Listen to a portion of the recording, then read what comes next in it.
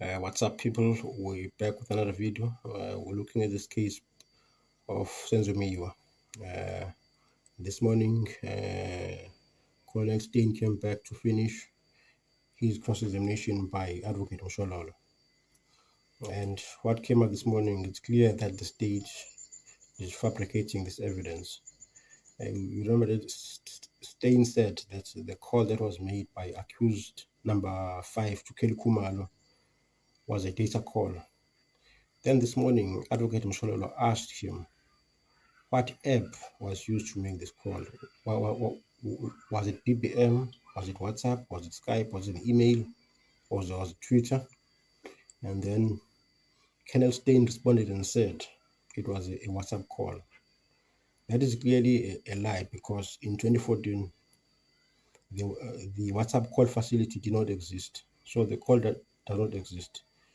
The WhatsApp facility to make a phone call was only made available in March 2015. That was after Senzo was killed. So that call does not exist because the facility came after Senzo was killed. So the state clearly cooked this part of the evidence.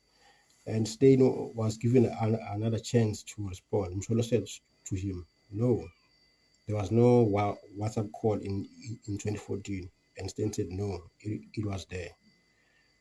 So this is going to be a difficult part for Baloyi to spin, because I'm sure it can be easily proven that WhatsApp call facility came into place in 2015. If you do a simple Google search, you'll see that for yourself that the WhatsApp facility came in 2015. And then we remember that this is not the only evidence that was cooked. The ballistic expert, I think it was Mangena, he came and told the court that Senzo was killed by a 9mm. But the two witnesses that were in court, I think it's Tumelo and Ntozi Sitwalo.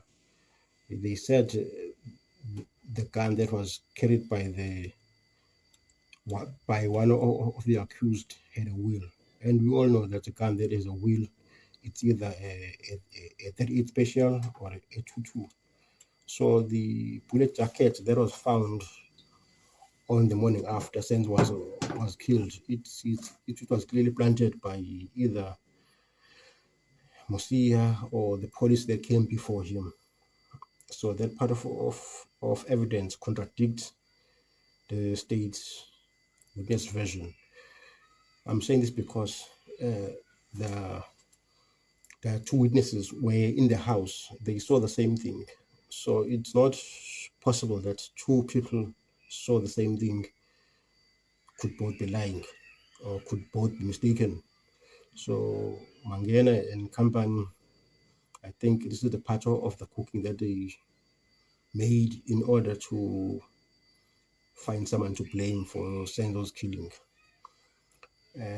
When the state has closed its case, it's very important that Mshololo, they bring in those two expert witnesses just to put this into rest, especially the one about the WhatsApp call. It's very important, because if they can prove that there was no WhatsApp call facility in 2014, then clearly the call doesn't exist. So how come such evidence exists? Clearly the state cooked it. They put it there in order to incriminate those 5 accused. So it's going to be very interesting to hear what Baloyi will say, and I'm hoping that after staying, they're going to bring back Mangena to finish his cross-examination, because there are many things that the defense need to ask him. Because if they don't go tough on him, then clearly accused number 3, because he's the alleged shooter, is going to be in big trouble.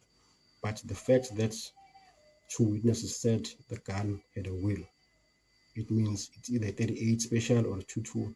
But Mangena said it's a 9mm. So those are 2 material contradictions that cannot exist.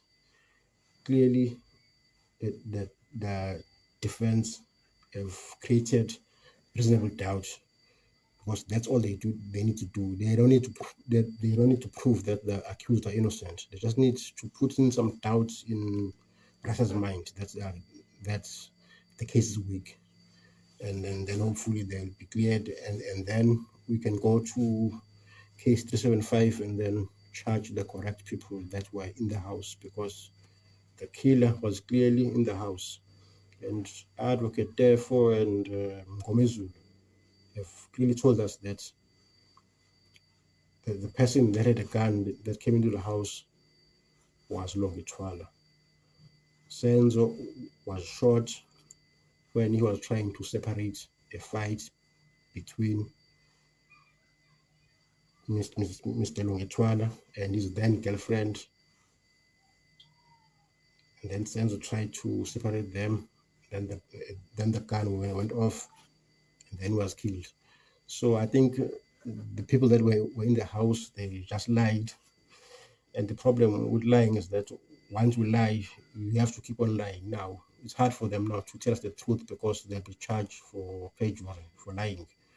So now they have to keep up with this lie. But we know that these 5 accused did not kill Senzo Meyiwa. But let's proceed and watch the case and hear what more evidence is brought to the court. Thank you for watching.